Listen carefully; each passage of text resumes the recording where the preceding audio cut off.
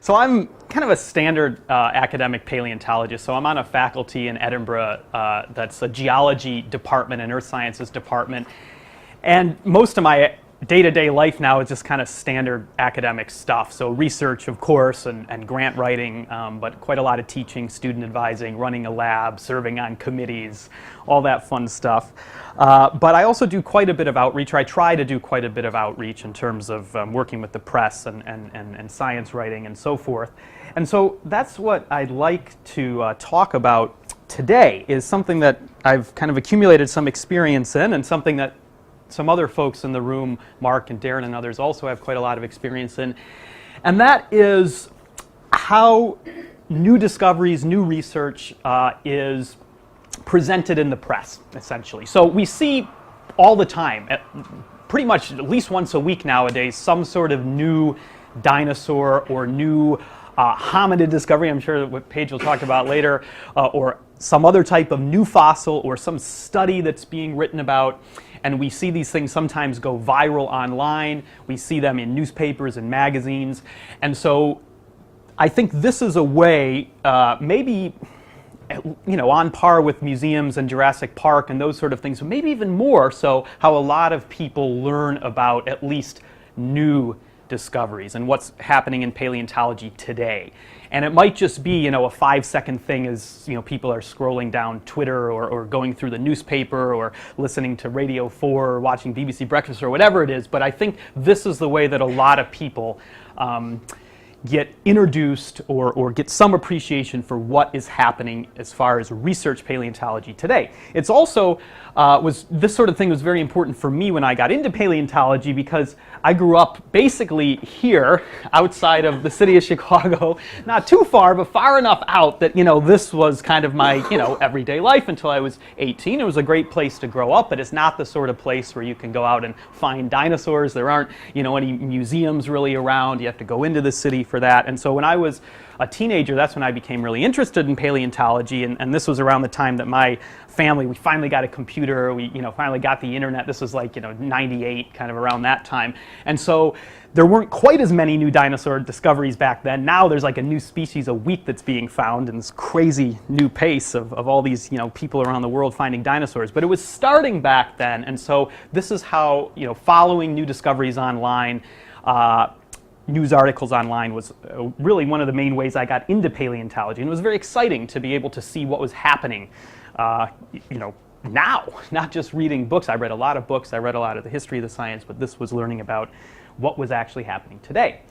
Now, the other thing that happened when I was about that age, when I was 16, I started working for this newspaper. And this is my hometown newspaper in my small town. My town's about 18,000 people, so not a tiny town, but not a big town. And this paper is circulation 5,000 or 6,000, so kind of a standard, small town American newspaper. And for 4 years, I worked in the newsroom of this paper.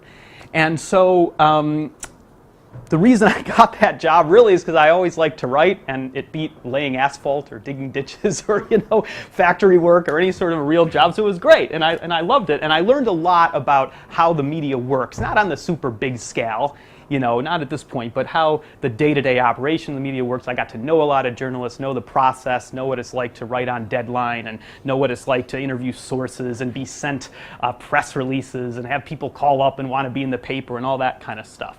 So I wouldn't necessarily call myself a journalist. I know the title of the talk says that. I don't have a journalism degree. I don't have any real training other than what I got, working hands-on. And I wouldn't, want to give disrespect to the real journalists, the people who actually do this as a profession that I worked with. But I think those 4 years gave me a little bit of an insight into that world. And it certainly helped me out in my career in science and working with the press. Now, after I was in high school, I went off to university, and I went to the University of Chicago, and I knew I wanted to be a paleontologist. And one of the main reasons I went there was to work with this guy. And some of you will probably recognize, this is Paul Sereno there, posing with some of his discoveries from China. Now, if any of you, some of you will know Paul. If any of you do a Google image search for Paul, you'll get this kind of thing. So, Paul is very photogenic. He was one of People magazine's 50 most beautiful people in, I believe, 1997. Now he's on the AARP list. That's the American Association for Retired People, because he's gotten a little bit older. But he's the kind of guy who, for his career, has been popularizing a lot of his discoveries in Africa and around the world. And he has worked quite a lot with the press, and a lot of his discoveries have been written about very extensively in the news. And so I learned quite a bit, really through osmosis, working with Paul. I never, I just was kind of around his lab as journalists came in, as cameras came in. I just saw how he interacted with journalists and how some of his discoveries were portrayed and what went into kind of putting together a press package to get journalists interested in, a new sauropod from Africa or, a big new theropod claw or whatever it may be. So I wasn't, but even though I worked at this newspaper and I was working with Paul, who was, very, very big in the news, especially in those days, it never really kind of dawned on me that I would kind of be able to put these things together. I was just much more interested at that stage in learning paleontology. But it was when I went to Bristol, actually, to do my master's that this came out, and it was really interesting because I had never really thought up until this point of ever kind of publicizing any of my own work. I was just a master's student. I was just starting to publish things. But this was something that one of the Bristol paleontologists found and described as a eurypterid, so another fantastic type of extinct creature. Kind of a dinosaur bug or whatever you might want to call it, but these enormous animal. And it got in the news, and it was really, really big in the UK news for a day or two, and it was on Have I Got News for You at the end of the week. I remember Simon Brady was really chuffed about that, and the kind of, and so this image was a big help with that, showing this enormous, buggy thing compared to this man. And so this was just a couple of weeks before I was going to have this paper published, and this was some of the work I did with Paul as an undergrad, and it always takes a bit of time to get these things written up as a scientific paper. And so it was published when I was in Bristol, and so we thought, okay, well, maybe let's do try to engage the press with this somehow. It's a new dinosaur, a new species from Africa. I didn't find it. Paul and his team found it, but it was given to me as an undergrad to work on, and we named a new species in this paper. It's a big dinosaur, big teeth, big bloodthirsty thing, and we thought, all right, let's see if we can engage the press. And so I learned a little bit about how that process worked, talking to Paul and just remembering the things I kind of saw Paul doing, but also with the Bristol press office. So, I kind of learned that what you do is you come up with a press release, and if you're at a university or at a museum or an institution, oftentimes there's a press office, and they will write these things. They'll talk to you. They'll get some quotes from you. They'll double check the details with you, but they'll write it up. And oftentimes they in these press offices are former journalists or people with journalism backgrounds. And so this press release was written up. We had one of the artists in the department do this really quick clip art kind of thing showing this dinosaur next to a bus. That is, as some of us know, one of the standard reference points. It's how big is your dinosaur compared to always a London double-decker bus. Even in the US, it's always compared to a London double-decker bus for some reason. I don't know. You can probably see some out on the bridge there. And so, Simon Powell, who's in the department, he just did this really quickly. And, we just sent it out, or the press office sent it out. I don't really know how the sausage was made there as far as who they sent it to. There's some, some servers they put it on that journalists have access to, but it was embargoed for a couple days before the paper came out. So journalists got to see this and got to see the paper before the paper was officially released in the journal. And so I started to get quite a lot of phone calls from journalists, and this was really shocking. I thought, maybe this would be covered a little bit like in the Bristol newspaper or whatever. But I started to get quite a lot of calls, and there were a lot of articles that came out. It was similar to Simon Brady's eurypterid thing a few weeks before. And we kept seeing that image everywhere. That image seemed to really make a mark on people. I guess it really put into perspective in a very simple way how big the dinosaur was. And of course, we kept, seeing a lot of headlines about how huge it was, how it was bloodthirsty. It was this enormous kind of thing, bigger than T-Rex, that kind of thing. Yep. And so it was interesting for me when I was putting this together last week to kind of do web searches and look at some of these articles again. And a lot of it, of course, has disappeared into the online ether, but these were some of them that came up. And so that was my first experience really of seeing the sort of things that, that journalists latch onto. And so then, you know, we got a decent amount of coverage from that, and it was fun, and we were pretty happy with the coverage. It wasn't really mangled very much. And so then a few months later, kind of the second thing that I did as an undergrad with Paul, we published that. And there were 2 new species of meat-eating dinosaurs in this paper. So we decided, all right, you know, let's do another press release. Let's see what can happen. Paul did some stuff in the US. Bristol did another one. And this one ended up getting quite a bit of coverage too. And again, you know, it was these images. We had Todd Marshall, who's an artist, as some of you know. Todd has a long history in rock music art and the video game industry, and he's worked a lot with Paul, and now he works a lot with me.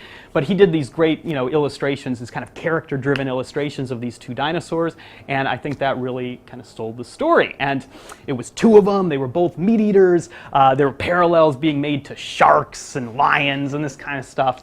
And so we saw this one also, you know, get some attention, and that was pretty interesting. So that was kind of a strange thing as a young student to see that. And so the real reason, though, that I was in Bristol was working with Mike Benton on my master's on the origin of dinosaurs, essentially, how dinosaurs rose up, how they became dominant. And the big output that came out of that was this paper that was published right around the time I left Bristol and started my PhD, and somehow we got a science paper out of it. Thank God, it like launched my career. I wouldn't be here, I don't think, if this paper wasn't published, because this is really refable for the University of Edinburgh when they hired me. But this was a neat story. It was very different. It wasn't the discovery of some new bloodthirsty monster bigger than a bus. This was a statistical study. It was based on a big database, lots of species, lots of measurements, lots of statistical analyses, looking at the diversity of early dinosaurs, comparing that to the diversity of the other things these dinosaurs were living with. But with the message that basically dinosaurs were a little bit lucky. They weren't really preordained for success. It took them a long time. It was a gradual rise up, and they were, during the first 30, 40 million years of their history, they were basically evolving alongside their close relatives on the crocodile side of the Archosaur family tree, and the croc side really seemed to be outpacing the dinosaurs until this big extinction at the end of the Triassic that reset things. So, you know, it was a science paper. In this case, science, they have a huge press machine. They wanted to do a press release. We worked with them on that, and it also got a bit of attention, and this is just a few of the snippets that I found when I was searching last week. A young Ed Yong. I was amazed to see that, actually, back when Ed was blogging, and he still does blog, but long before he was this science writing celebrity that he is now. But, you know, Nat Geo and other things. But this was different. You know, this wasn't a new discovery. It was a much more nuanced study, but there was a tagline there. You know, dinosaurs got lucky, or, you know, the relatives of dinosaurs were out-competing them until an extinction changed the game. So it got different coverage. It wasn't really image-driven. There wasn't some picture of a dinosaur next to a bus. Now, when I came to Edinburgh, you know, I've continued to work on dinosaurs. We published this paper a few years ago on a new species of tyrannosaur, kind of back into the realm of big, new, scary dinosaurs. And I thought, okay, I'm at a new place. Let's work with the press office in Edinburgh. We'll put out a press release. Chinese colleagues that I work with were really, really keen on that. And so this was a bit of that press release we put out. And we also commissioned an illustration from Zhao Chong, who's an artist that some of you know, Chinese artist, great artist, really evocative pictures. Of course, you know, the color of all that. I'm sure Bob can tell us why this is completely crazy to have a rainbow-colored snout, but it's a really cool picture. And anyway, the dimensions of the dinosaur, they're all accurate. And so this ended up getting, you know, quite a lot of coverage, especially in the tabloids. And this was my first real experience with the British tabloids. And so the press office in Edinburgh collects all these things. So I have this big stack of these things. But a lot of this was focused on that image. That image was all over the place, and it was about the big long nose. And we gave it this silly nickname of Pinocchio Rex, really because the scientific name was so long. It was a Chinese name, and I didn't really like the name, so it was really hard to pronounce, but my Chinese colleagues really wanted it, and I thought in a press release, no way, people aren't going to understand this, so what's unique about the dinosaur? It has this super long snout. Okay, we'll call it Pinocchio Rex. It's just kind of a stupid thing. You know, I just kind of came up with it, you know, without any real thought, but that's what the press latched onto. Now, a little bit more recently, we've been doing a lot of field work in Scotland, and we found these new dinosaur track sites up on the Isle of Skye, and I could talk forever about these. And if any of you are going to the PalAS meeting, I'll actually talk about these properly. But really cool footprints, 170 million years old, big sauropods in an ancient lagoon.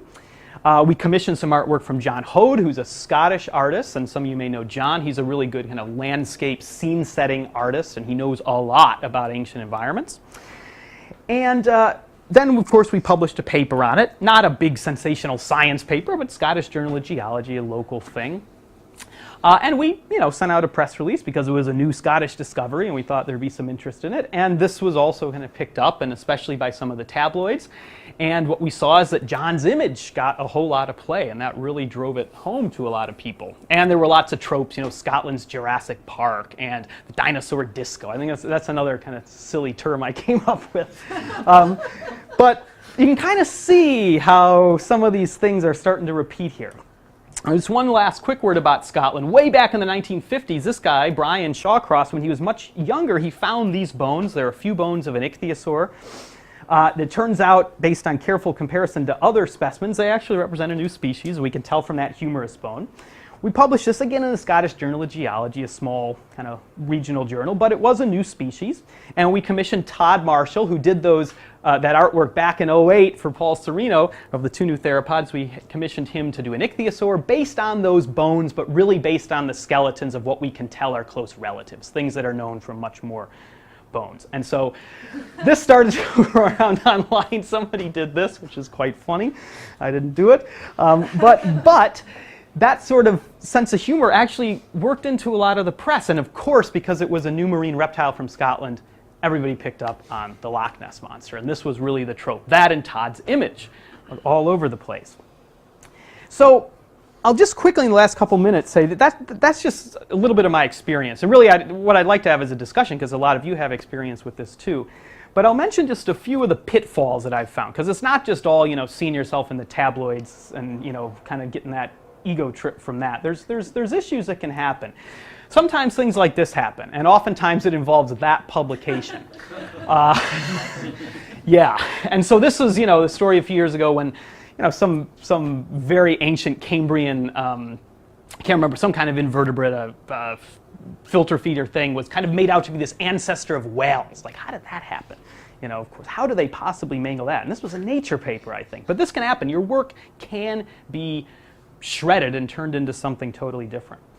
The other thing that can happen, and this was an article recently that was in Wired, there's been this back and forth about the dinosaur family tree, and so I was part of a team that kind of did a reanalysis of this big data set from earlier this year, the one that Bob did the illustration for the cover of Nature.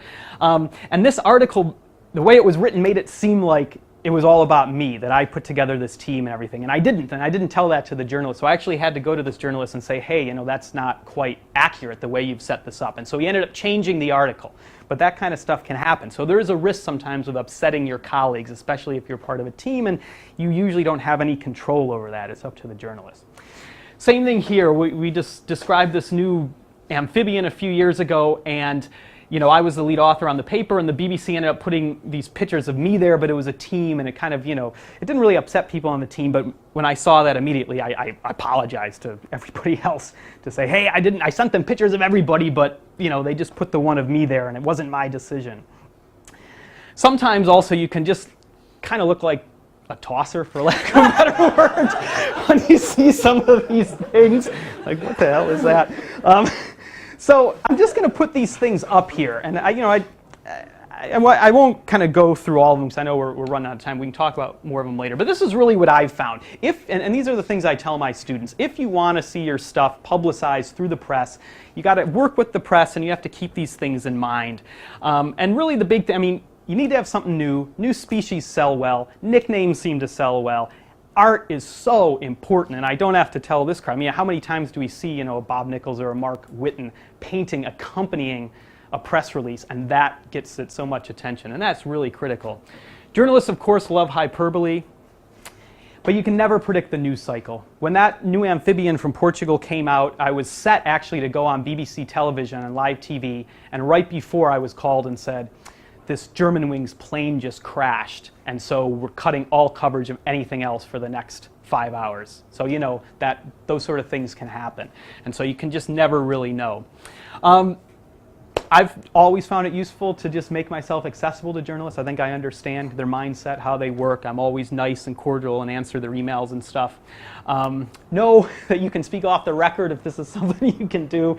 And don't go off on your colleagues through the popular press. Sometimes it can be made to look like that. That's not a good look, though. And that's something I always tell my students to be careful with. And finally, I'll just say, since some of the rest of you have been doing it, I'd be remiss not to say I have a new book coming out. So this is coming out next year, and this is the British cover, and that's the American cover. And check this book out if you want to learn about the evolutionary history of dinosaurs. So I will shut up now, and we can discuss more later. Thank you.